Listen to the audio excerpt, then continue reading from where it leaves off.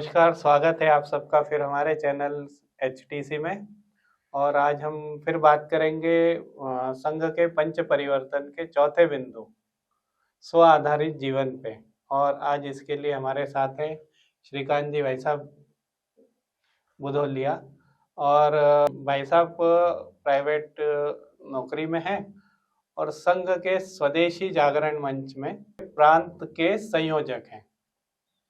तो बहुत बहुत धन्यवाद आपका जी। तो भाई साहब, ये स्व आधारित जीवन जो अपन कह रहे हैं, तो इस बारे में फिर आप इसको थोड़ा सा क्या होता है ये बताएं। देखिए, स्व शब्द अपने आप में बहुत व्यापक है, क्रांतिकारी शब्द है और ये संजीवनी शब्द भी है।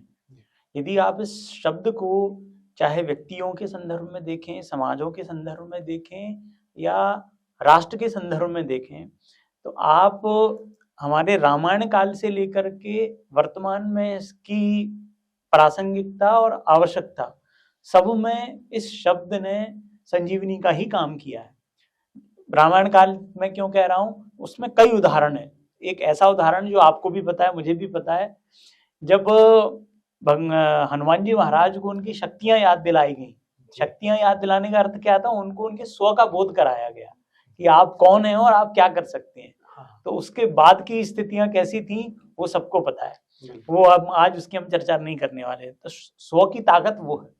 और अभी हम पिछले केवल भारत के संदर्भ में पिछले 125 साल का एक इतिहास देखेंगे तो 150 सालों का भी इतिहास देखोगे तो 1857 का जो हम प्रथम स्वतंत्रता संग्राम कहते हैं, उस समय स्व ने क्या अपनी भूमिका अदा की थी। उसके बाद में 1905 में जो बंग भंग का आंदोलन हुआ था, तब बाल गंगाधर तिलक के समय स्वदेशी एक आम जनमानस में आया था। और स्वदेशी के आधार पर भी जब उन्होंने कहा कि नहीं, विदेशी वस्तुओं का त्याग करेंगे, स्वदेशी वस्तुओं को अपनाएंगे, और जो स्वदेशी के आधार पर, स्व के आधार पर जो एक विरोध हुआ, तो बंग भंग का आंदोलन टला भी। जो उसको करने वाले थे वो अंग्रेज नहीं कर पाए, तो स्वदेशी की स्व की वो पहली जीत थी। 1947 में गांधी जी ने जब भारत छोड़ो का नारा दिया था, अंग्रेजों भारत छोड़ो, तब भी वो पूरी बात आई थी। बाल गंगाधर तिलक ने भी कहा था स्वराज्य मेरा जन्मसिद्ध अधिकार है। और आज भी जब ये दोनों काल निकल गए, जब देश वापस से एक ऐसे वैश्विक विश्व में जो एक आर्थिक युद्ध चल रहा है, उसमें जब भारत को डटे रहने की एक स्थिति आई, तो उसमें भी हमारे देश के माननीय प्रधानमंत्री जी ने स्वदेशी की बात की है, वो स्व की बात कर रहे हैं। बिल्कुल। तो ये आप देखोगे कि जब जब व्यक्तियों पे संकट आया हो, समाजों पे संकट आया हो, देश पे संकट आया हो, तो ये जो स्व है इसने ही सबकी रक्षा की है। और केवल रक्षा ही नहीं की है, अपितु उनको भी सक्षम बनाया है। और उभर करके जो एक देश हमारा निकल के आया है, वो ये केवल और केवल स्व आधारित उस शब्द के कारण ही। अरे स्व पे तो हो गया, आगे देखिए, और इसमें भी देखेंगे तो ऐसे आपको कई चीजें मिलेंगी। जैसे एक कहानी बड़ी प्रचलित है कि जो एक बकरी शेर का बच्चा था, तो जब वो अपने 4-5 शेरों के साथ में वो जा रहा था, तो वो कहीं वो खो गया। और जब वो एक बकरी को मिला तो उसने उसको उस पर दया आ गई कि अरे ये बच्चा कैसे लालन पालन करेगा, तो वो अपने बच्चों के साथ में उसकी पालन पोषण करने लगी। और वो कुछ महीने उसको बीते, लेकिन जब वहां उसके माता पिता भी परेशान हो रहे थे शेर के कि पता नहीं कहाँ चला गया, लेकिन एक बार उसने वो बकरियों के झुंड में उस अपने शेर के बच्चे को देख लिया। जब वो शिकार करने जा रहे थे तो वो तो बकरियों के बच्चों की तरह अपनी भूमिका अदा कर रहा था, उन्हीं की तरह उतनी उछल पा रहा था। ना तो वो दहाड़ना जानता था, ना वो शिकार करना जानता था, क्योंकि उसका लालन पालन वैसे ही हुआ था, वैसे ही डर रहा था। तो वो जब शेर अपने बच्चे को देख करके उसको लेने के लिए पहुंचे, तो वो भी बकरियों की तरह भागने लगा। वो अपने माता पिता को नहीं पहचान पाया, तो जैसे तैसे उन्होंने पहले उसको पकड़ा। अब वो तो वैसे डर रहा था, तो उन्होंने कहा कि इसको कैसे समझाएं। तो जब वो उसको तालाब के किनारे ले गए और उसका उन्होंने चेहरा उसमें पानी में दिखाया, तो असलियत में उसको उसके स्व का बोध कराया कि भैया आप सिंह हो और आप गरज भी सकते हो, आप शिकार भी कर सकते हो, अपने आप को भूलो मत। तो स्व का बोध इसलिए बहुत आवश्यक है। जी। तो आज वर्तमान संदर्भ में जब आप देखोगे कि पंच परिवर्तन में संघ, आप भारत में संघ ही एकमात्र ऐसा संगठन है जिसको समाज किसी भी आपत्ति संकट में संघ की तरफ देखता है। बिल्कुल। कोई भी हो, चाहे वो भारतीय जनता पार्टी के लोग हो या अब तो जो हिंदू समाज है वो देखता है कि नहीं अब कोई हमको बचा सकता है तो वो संघ बचा सकता है। आप संघ की खूबसूरती ये देखिए कि जब संघ के 100 वर्ष पूर्ण हो गए हैं तो संघ ने कितना बड़ा एक निर्णय लिया है समाज परिवर्तन का, उसमें 5 बिंदु लिए हैं। ये पांचों बिंदुओं को आप बारीक से देखोगे। हाँ, इसमें अधिकतर ये होता है जिस किसी दल का अगर 100 वर्ष हो जाए, हाँ, या किसी के तो हर वर्ष या 10 वर्ष 25 वर्ष में, व्यक्ति भी 25 वर्ष होते हैं तो जैसे विवाह के हो जाते हैं तो बड़ा समारोह होता है, पर संघ ने समारोह की जगह एक लक्ष्य और लिया है। तो ये जो 5 परिवर्तनों में से स्वदेशी का एक शब्द है, पांचों ही ऐसे हैं जो पूरे हिंदू समाज के बड़े, चाहे वो उसका सामाजिक हो, मानसिक हो, वैचारिक हो, हर पक्ष को बड़े एक बड़े रूप में, खुलेपन में उसको परिवर्तन करने की इन पांचों चीजों में ताकत है। इन पांचों जो परिवर्तन है इनकी खूबसूरती ये है कि ये व्यक्ति आधारित है। स्वदेशी है, जो स्व है वो मुझे ही करना है, मुझ में दिखेगा तो मैं, मेरे परिवार में दिखेगा, मेरे परिवार में दिखेगा तो आसपास के समाज में दिखेगा कि नहीं यार ये इनका जीवन शैली परिवार की देखो कितनी बढ़िया है। बच्चे सुबह शाम माता पिता के चरण छूते हैं, सुबह शाम पूजा करते हैं और बड़ी संयमित जीवन शैली जीते हैं, बड़े व्यवस्थित रूप से ये लोग रहते हैं। तो और आप सामाजिक समरसता की बात है उसमें भी आप कर लो, पर्यावरण में भी हमें ही करना है।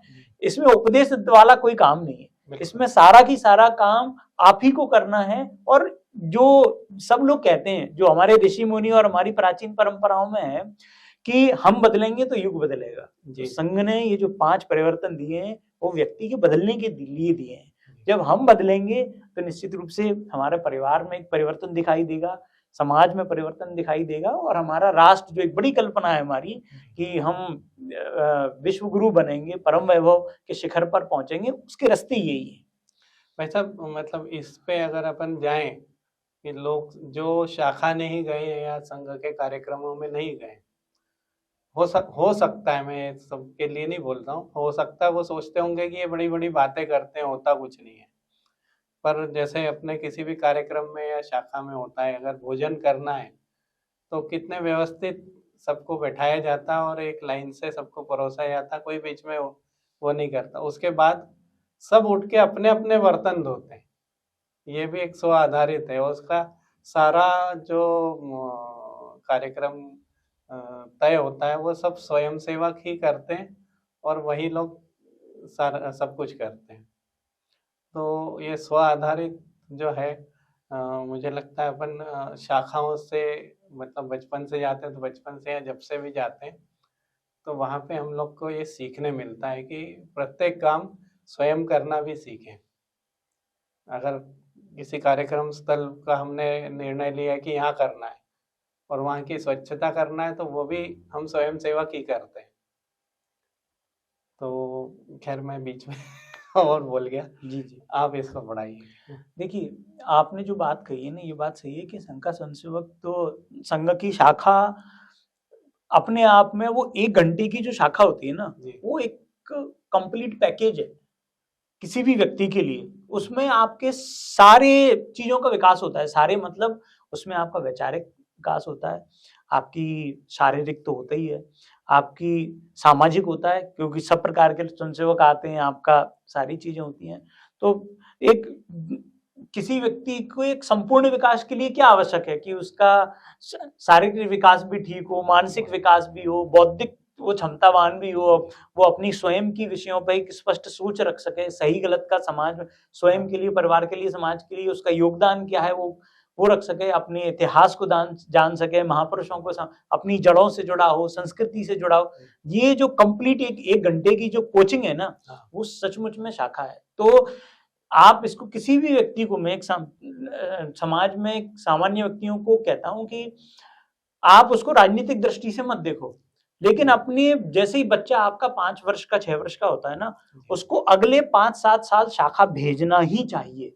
हाँ, ये बहुत बहुत बहुत आवश्यक है। बहुत आवश्यक। यदि वो 5-7 साल भेज गया ना, आप निश्चिंत हो जाते हो, क्योंकि वो व्यक्ति का निर्माण होता है। हाँ, शाखा में वो चरित्र सीखता है, शाखा में वो जब वो महापुरुषों की कहानियां सुनता है ना, तो उसको वो अपने जीवन को उसको कैसा करना है वो विचार प्रक्रिया शुरू हो जाती है कि नहीं, मेरे महापुरुष ऐसे थे, उन्होंने कभी चोरी नहीं की, उनके साहस के बड़े कितने बड़े बड़े उदाहरण हैं, उन्होंने समाज के लिए कितना योगदान किया, वो कितने बड़े पर्यावरण प्रेमी थे, उन्होंने देखो पानी के लिए कितना काम किया, उन्होंने माता पिता की बड़ी अच्छी सेवा की। क्योंकि ये सब सारी कहानियां संघ की शाखाओं में सुनाई जाती हैं। जी, शारीरिक तो सब सारी चीजें होती है, वहां आप अनुशासन सीखते हो, बहुत बढ़िया। जो हाँ, जीवन के लिए अत्यंत आवश्यक है। जो अनुशासित नहीं है वो कुछ नहीं कर सकता। बिल्कुल। और भाई साहब वो है, और हमें कोई कार्यक्रम करना है, कुछ भी करना है, तो उसका जो मैनेजमेंट बोलते हैं वो कितने अच्छे से सिखाया जाता है। एक एक चीज छोटी छोटी, कैसे सोचना, कहाँ से सोचना शुरू करना, कैसे कैसे सोचना,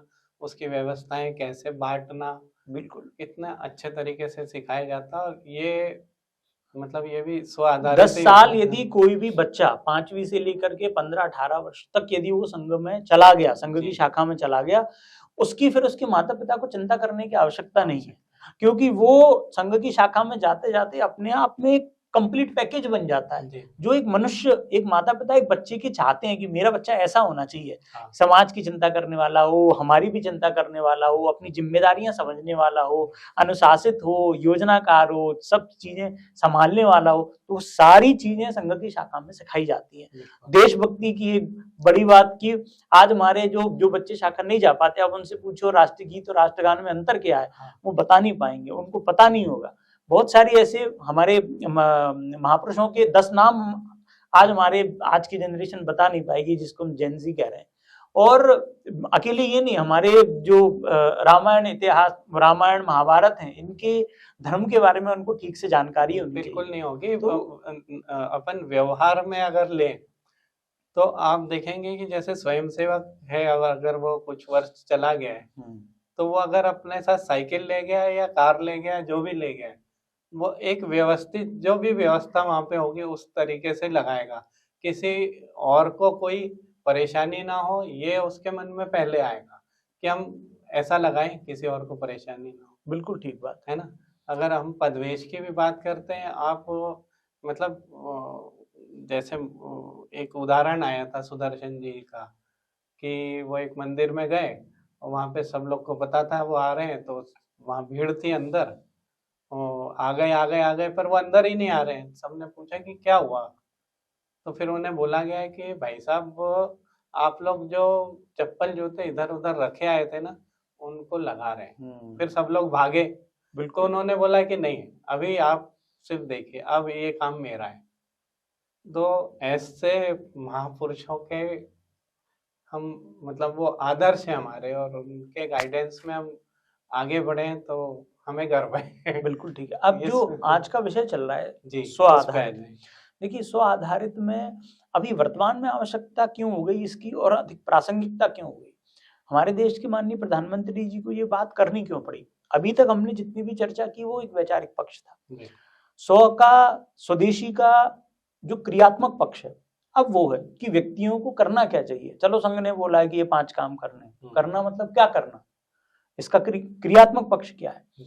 तो इसमें अब हम इसको 2 भागों में देखते हैं। पहला भाग तो ये कि यदि हमारे देश के माननीय प्रधानमंत्री कह रहे हैं कि वो स्वदेशी की बात कर रहे हैं, बी वोकल फॉर लोकल की बात कर रहे हैं, तो अब आप देखोगे कि ऐसी स्थिति बनी क्यों।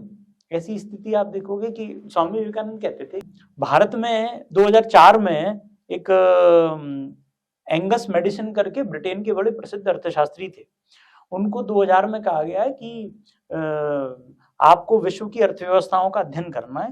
तो उन्होंने 4 वर्षों में अपनी कुछ टीम जुटाई और विश्व की अर्थव्यवस्थाओं का अध्ययन किया। उनकी पुस्तक कहती है, जो 2004 में प्रकाशित हुई, वो कहते हैं कि लगभग 1700 वर्षों तक भारत विश्व की सबसे बड़ी अर्थव्यवस्था रहा।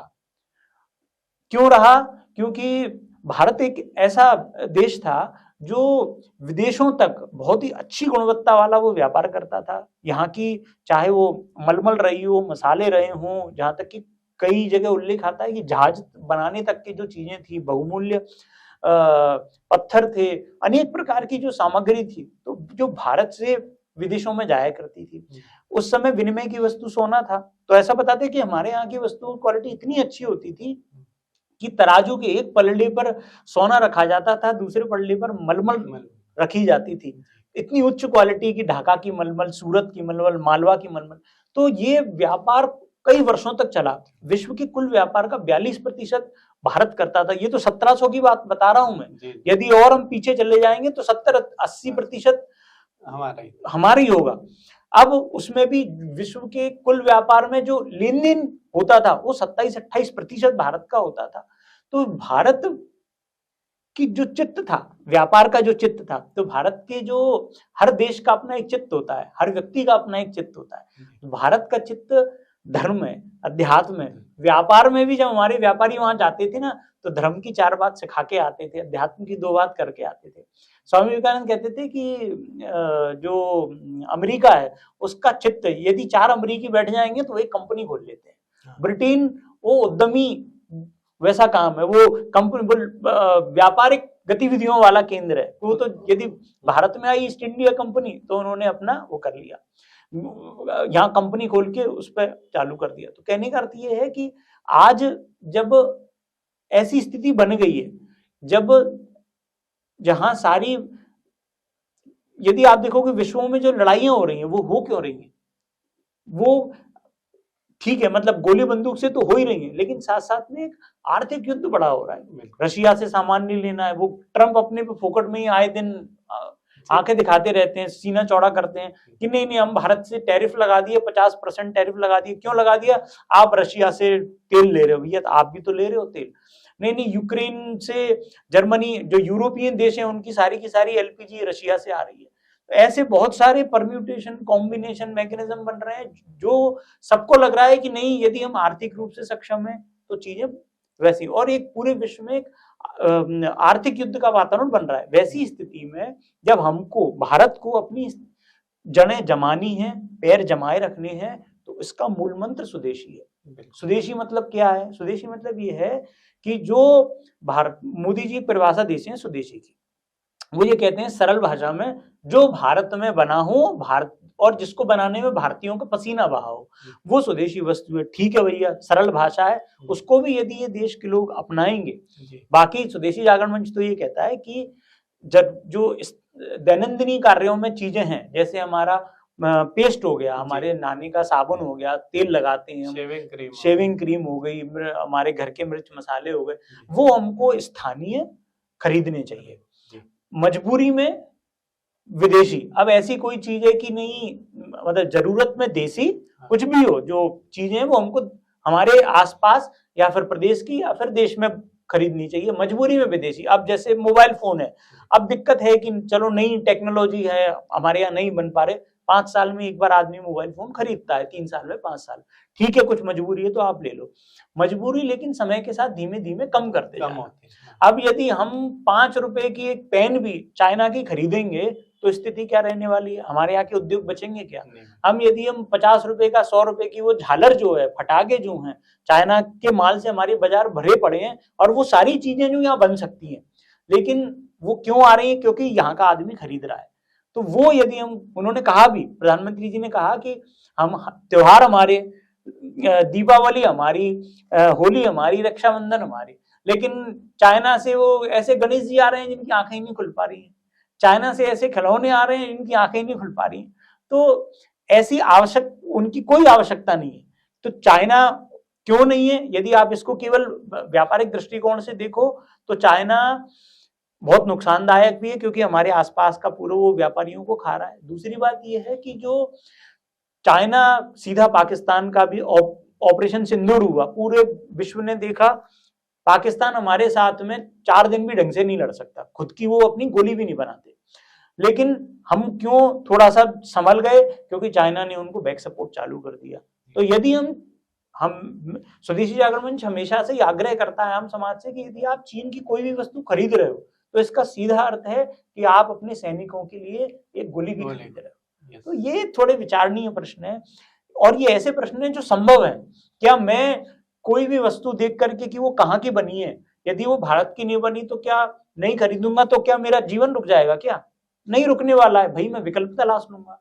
भारत में बनी, और यदि आप कोई थोड़ा सा ऐसी चीज बेच, क्वालिटी वाइज आपकी चीज अच्छी है लेकिन जागरूकता के अभाव में आपकी बिक नहीं पाती है, तो यदि मुझे जागरूकता होगी कि नहीं मुझे तो स्वदेशी खरीदनी है, तो एक अवसर आपको मिलेगा, आपका घर चलेगा, आपकी दुकान चलेगी, आपके घर में 4 लोग हैं, आप सीधे उनको रोजगार मिलेगा, आपके यहाँ एक आध व्यक्ति और है, 8 लोग पलेंगे आपके व्यवसाय से। तो वो सारी की सारी चीजें स्वदेशी आपको देती है। सीधा कंसेप्ट ये है कि स्वदेशी वस्तुओं के उपभोग से, उपयोग से आप न केवल अपने देश की इकोनॉमी में सहयोग करते हो, बल्कि आप कहीं ना कहीं समाज कल्याण का भी काम कर रहे हो, देश के लिए भी वो आपका एक यज्ञ में आहुति के समान है। तो स्वदेशी क्रियात्मक पक्ष में आज वर्तमान संदर्भ में सर्वाधिक आवश्यकता वाली चीज है कि स्वदेशी के लिए आग्रह नहीं होना चाहिए, स्वदेशी के लिए संकल्पित होना चाहिए। आग्रह नहीं करना है कि स्वदेशी नहीं भैया स्वदेशी ही, संकल्प मन में मेरा संकल्प है कि भैया 100 में से बहुत कोई मजबूरी है कि कोई विकल्प नहीं है, तो एक बात अलग है 1-2% की, अन्यथा में 99% मेरा जीवन स्वदेशी का होगा। चाहे वो भाषा हो, चाहे भूषा हो, चाहे भोजन हो, चाहे भवन हो, चाहे भ्रमण हो, चाहे भजन हो, इन सब में मेरे व्यक्तित्व से स्वदेशी दिखना चाहिए, मेरे परिवार में से लगना चाहिए कि नहीं ये स्वदेशी का परिवार है, उनका आचरण वैसा होना चाहिए।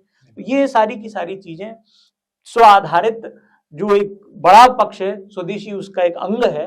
तो चूंकि क्रियात्मक पक्ष स्वदेशी को मैंने आपको रखने का ये सब एक प्रयास इसमें किया। जैसे ये कुटीर उद्योग अपन जो बोलते हैं, ये मतलब पहले तो बहुत हुआ करते थे, ऐसा पढ़ा भी है कि अपने गांव में लोहार भी होते थे और वो बहुत अच्छी क्वालिटी का लोहा बनाना भी जानते थे और उससे बहुत अच्छी चीजें भी बना लेते थे। अभी ये जो कुटीर उद्योग हैं ये उतने नहीं दिख रहे हैं जहाँ तक मुझे पता है, अब वो आपको हो सकता है ज़्यादा पता, तो ये बढ़े। और सबसे बड़ी बात होती है कि बनाना तो फिर भी आ जाता है लोगों को, इसके बाद बेचना ये नहीं आता है। एक कमी जैसे मेरी ही मान लें कि मेरी एक कमी है कि मैं बना बहुत कुछ सकता हूँ पर उसको बाजार में बेचना मेरे बस का नहीं है। तो ये एक थोड़ी सी रुकावट मुझे लगता है कि यहाँ पे है, तो इस बारे में भी कुछ हो रहा है। देखो मैं आपको अभी हाल ही का एक डेटा बताता हूँ, समाज में इन सब विषयों पे जन जागरूकता भी बहुत बड़ी है जी। यदि हमारे देश के प्रधानमंत्री कह रहे हैं तो इस देश का पढ़ा लिखा व्यक्ति भी कोई मूर्ख नहीं है, वो समझता है, वो सुनता भी है जी। अभी हमारी दीपावली गई है, दीपावली पे जो समाचार पत्रों में डेटा आया है लगभग 5.5 लाख करोड़ रुपए का व्यापार उस दीपावली पे हुआ है। 5.5 लाख करोड़ रुपए किसी भी त्योहार पे होना कोई छोटी बात नहीं है। बड़े बड़े देशों की, कई ऐसे देश हैं पूरी अर्थव्यवस्था भी पूरे साल भर की उनकी व्यापार उतने का नहीं है जितना हमारी एक त्योहार में 5.5 लाख। तो ये उन त्योहारों में बिकता क्या है? उन त्योहारों में आपके कपड़े बिकते हैं, उन त्योहारों में आपको घर को सजाने का सामान बिकता है जो सामान्यतः बहुत छोटा छोटा होता है, पूजा की सामग्रियां बिकती हैं, मिठाइयां बिकती हैं, ऐसी वो फटाके बिकते, ऐसी वो सारी की सारी चीजें बिकती हैं जो कहीं ना कहीं जो गरीब आदमी है, जो मध्य वर्ग है, उसके जीवन को प्रभावित करता है।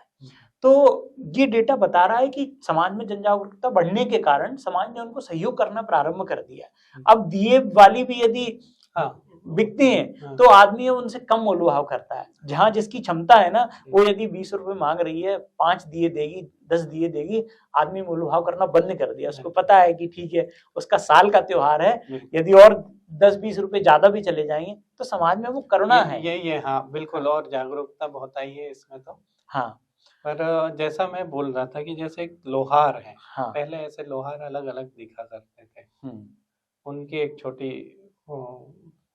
अपने घर के बाहर या जैसे भी होता था, तो ऐसा भी क्या इनको भी बढ़ाया जाएगा? देखो निश्चित रूप से एक लोहार का मैंने उदाहरण दिया, और भी हो सकते हैं इसमें। आप पहले के संदर्भ में देखोगे तो सबकी अपना एक भूमिका थी। लोहार लोहार का काम करता था, सुनार सुनार का करता था, कुम्हार कुम्हार का करता था। वो बड़े परफेक्ट होते थे वो अपने काम में, बड़े कुशलता पूर्वक वो काम करते थे। अब क्या हो गया कि वो पहले असंगठित थे। बहुत सारी कंपनी है, जैसे फ्लिपकार्ट हो गई, अमेजोन हो गई, ये जो बड़ी बड़ी कंपनियां, ये सब संगठित हो गई। हालांकि इन्होंने कुछ हद तक इन लोगों को प्लेटफॉर्म देने का काम भी किया है, लेकिन बड़े संदर्भ में देखें तो वो छोटे व्यापारियों, लघु उद्यमियों, छोटे किराना वालों को, रिटेल वालों को, उनका व्यापार खाने का अधिक प्रयास है। उनका जीवन उनके कारण संकट में तो आया है, इसमें कोई दो राय नहीं है। लेकिन जब इस प्रकार की बात होती है, जब संघ बात करता है समाज में कि नहीं स्वदेशी पे आग्रह करना है, प्रधानमंत्री जी बात करते हैं बी वोकल फॉर लोकल, अपने लोकल के लिए, तो आम जनता में एक जनजागरण का भाव आता है। तो यदि ऐसे लोग जो छोटे छोटे अपने कुछ उत्पाद बना रहे हैं और यदि वो रखते हैं बना करके, मैंने इसलिए दीपावली का दिया क्योंकि उसमें एक इस प्रकार के लोग उनके घर में बनाते हैं, घर का कोई एक व्यक्ति जाकर के उन बाजारों में अपनी दुकान खोल के बैठ जाता है, और वो बैठता है इसलिए उसको पता है कि ये बिक्री होगा, उसको नया कुछ नहीं करना है।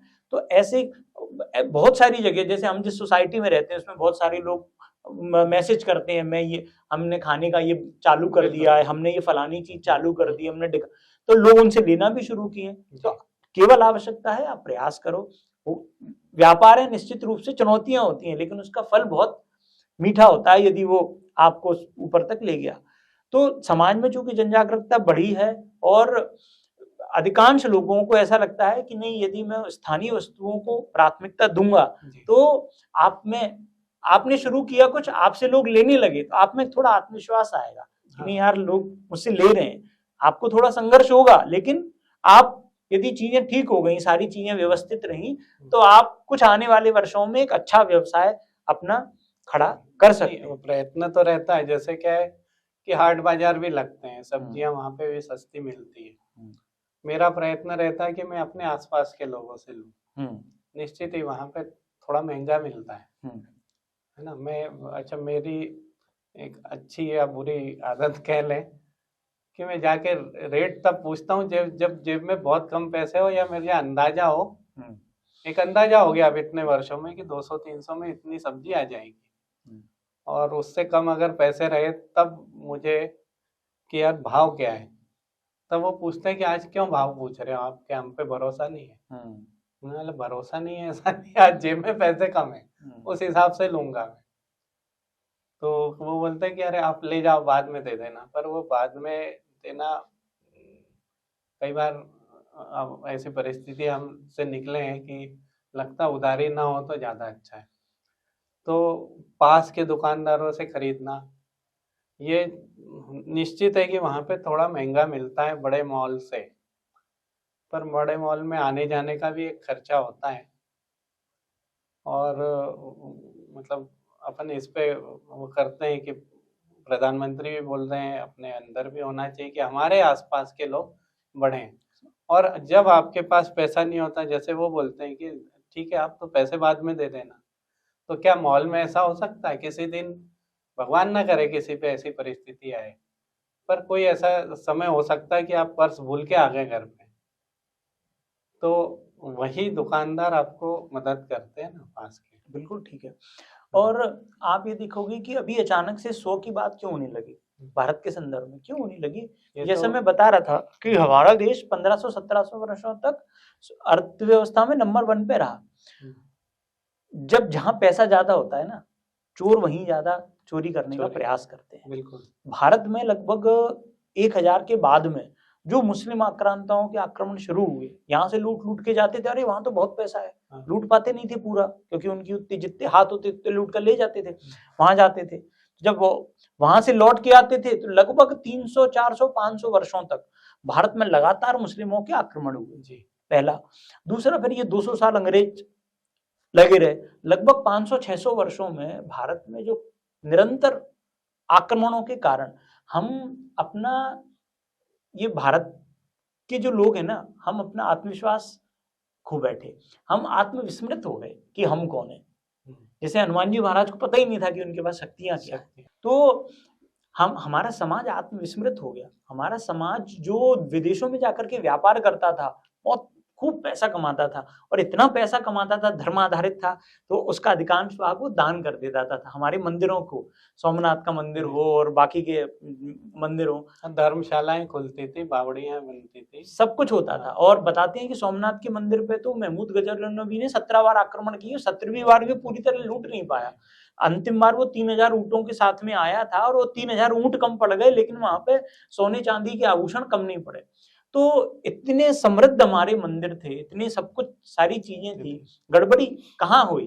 क्योंकि ये देश है ना, नौकरी करने वालों का नहीं था, ये देश उद्यमियों का देश था, व्यापारियों का देश था। वो कहते थे कि वो निम्न चाकरी और करके एक वो दो कहानियां हैं, 2-3 लाइनें हैं। तो जब ऐसा लगातार हुआ तो हमारा जो समाज था, जो एक अलग सोच रखता था, वो सोच हम सब आत्मविस्मृत हो गए, हमारा आत्मविश्वास खत्म हो गया। तो स्वामी विवेकानंद जी कहते थे कि अब यदि देश स्वतंत्र हुआ तो ये सोचेगा कैसे? अंग्रेजों ने तो शिक्षा व्यवस्था बनाई इसलिए कि हाँ, बने ऐसे। अपने परम पूजनीय सरसंघ चालक जी भी कहते थे कि अब यदि भारत स्वतंत्रता के बाद भारत की कल्पना करनी है तो कल्पना हम करेंगे कैसे? हमारी सोच तो वही नौकरी वाली है, उसके लिए हमको एक बहुत व्यापक दृष्टिकोण से चीजें देखनी समझनी पड़ेगी, और उसके लिए इतिहास में जाना पड़ेगा, क्योंकि हम वो सब कर चुके जो एक परम वैभव के शिखर पर ऑलरेडी हम पहले थे। अब इन जो 500-600 वर्षों में इतने सारी चीजें हुई, हम समाज में थोड़े से वैचारिक, हमारा जो सोच थी वो कमजोर हो गई, पीछे हो गए। उसके कारण से फिर से समाज को जागृत करने के लिए कि भैया अब ये जो हिंदू समाज है, ये जो भारत है ना, वो सिंह को जगाना पड़ेगा, उसको तालाब में उसका चेहरा दिखाना पड़ेगा कि भैया आप बकरियों के साथ में रह रहे के जो आप आत्मविस्मृत हो गए थे, आत्मविस्मृत होने की आवश्यकता नहीं है, आप में वो सारे गुण हैं सिंहों वाले, आप गर्जना भी कर सकते हो, आप शिकार भी कर सकते हो, आप शक्तिशाली भी हो। तो अब ये जो स्व है, ये हमारे अंदर के, भारत के अंदर के सिंहों को, व्यक्ति के अंदर के सिंहों को, समाज के, हिंदू समाज के अंदर के सिंहों को, ये जागरण का समय है। और कितना अच्छा उदाहरण है अपना राम मंदिर। आज कई लोगों ने गिना दिया वहाँ क्या क्या है, कितने करोड़ों के हीरे लगे और क्या लगाए, उसको अलग से बोलने की आवश्यकता नहीं है। आज भी हमारा समाज कई जगह से बहुत ऊपर ही है, ऐसा मुझे लगता है। और अगर सब लोग इस बात को थोड़ा और समझे, सिंह जाग जाए, तो हम फिर विश्व गुरु के पद पे फिर से आसीन हो जाएं, हमारी भारत माता, ऐसी कामना करते हैं। तो आज वैसा आपने बहुत समय दिया, धन्यवाद। और दर्शकों आपका भी बहुत बहुत धन्यवाद। आप अभी तक तो बोला नहीं, पर अब बोलता हूँ कि चैनल को लाइक, कमेंट और सब्सक्राइब अवश्य करें, हमारा उत्साहवर्धन करें। हम कुछ अच्छे विषय ही लेके आते हैं, समाज के लिए हितकारी जो है, ऐसे विषयों पर हम पॉडकास्ट बनाते हैं। आप हमारा सहयोग करें। धन्यवाद, बहुत बहुत धन्यवाद।